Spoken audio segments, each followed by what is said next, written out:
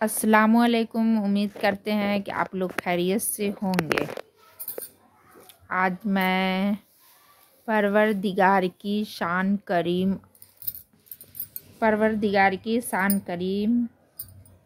और शान बेनियाजी पढ़ रही हूँ।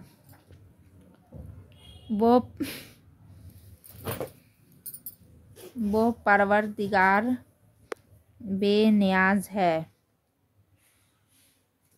हमारे इबादतें उस काबिल नहीं कि उसकी बारगाह में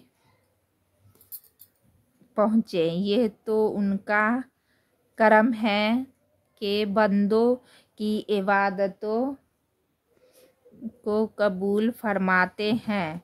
वो बरतर है, वो बला है उस बात से कि हम उसकी इबादत का हक अदा कर सकें। हम अपनी झूठी जबान से चुप पढ़ लेते हैं। वो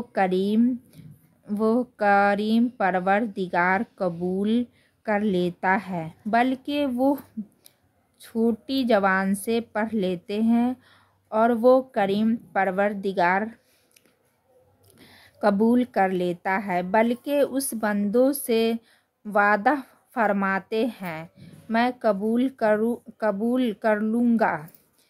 मैं तुम्हारे अमल को जायज़ नहीं होने दूँगा, वरना हमारी इबादतें उसकी बुलंदगी शान से बहुत नीचे रह जाती है और बड़ा बेनियाज है, और उनकी शान बेनियाजी से डर लगता है। उसके लिए जो करने वाले हैं वो भी डरते हैं कि मालूम नहीं हमारे साथ क्या मामला होगा। मेरे दोस्त उसकी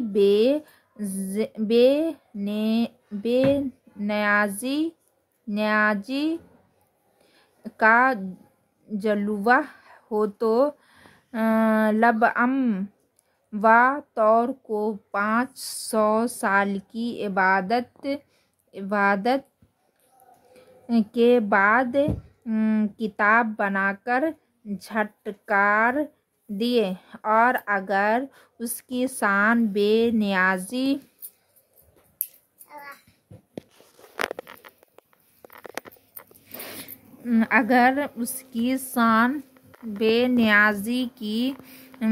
की हवा चले तो फजल बन आयाज को डाकू के गरवाह से निकाल कर वली का सरदार बना दें, तो उस बात से डर लगता है कि वो नयाज जात है। दीदार कसूर हमें अपनी इबादत को बेहतर करने की कोशिश भी करनी है, मगर फिर अपने आप को कुछ समझना भी नहीं है। यह न हो कि फिर हम समझ के अब हम कुछ बन गए हैं। एक शख्स हजरत अक़दस था नूबी रहमतुल्लाह अलैहि की खिदमत में हाजिर होकर कहने लगा कि हजरत बड़े अरस से जिक्र कर रहा हूँ, लेकिन मुझे अपने अंदाज कुछ खैर नज़र नहीं आती। हजरत ने फरमाया, वो दिन माँ तुम का होगा जब तुझे अपने अंदर खैर नज़र आएगी। यानी जब तुम अपने आप को कुछ समझने लग गए तो यह बात उसकी दलील होगी कि तुम किसी काम के नहीं हो।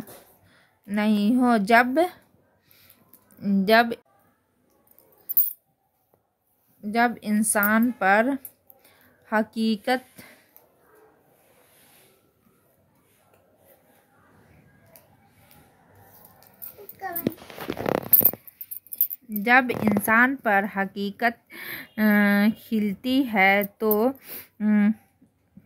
खिलती है तो आदमी अपने आप को दूसरे से कम तर्क समझता है।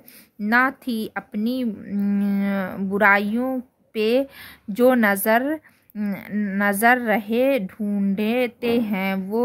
ढूंढते हैं और वह के ऐब वर्जीन परी अपनी बुराइयों पर जो नज़र में कोई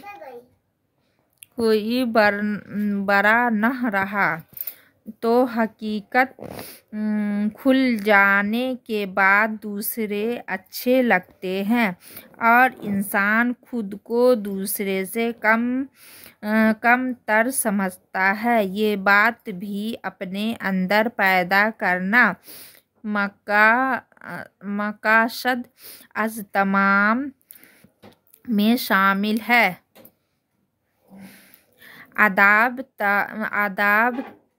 तरीक़त हम हमारे मशज़ चंद बातों में फरमाते हैं कि शालक को चाहिए वो अपने अंदर यह सफ़ा पैदा करे